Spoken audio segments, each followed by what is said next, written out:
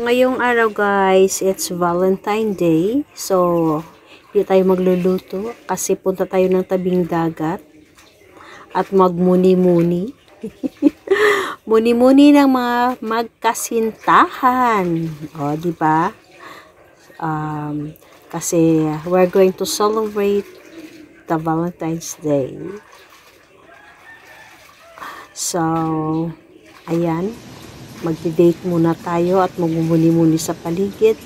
Punta lang tayo sa isang lugar guys para mag-unwind kasama yung minamahal natin sa buhay. Ayan. So, sometimes we need to unwind just a little bit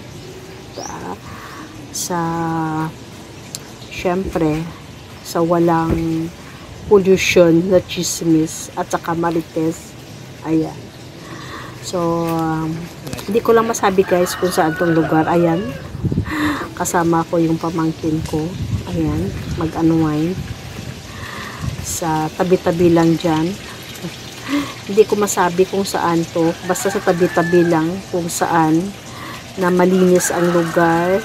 Maganda yung ihip ng hangin. Walang chismosa. Walang marites. Ayan, tingnan nyo guys, napakaganda ng paligid. Thank you for watching.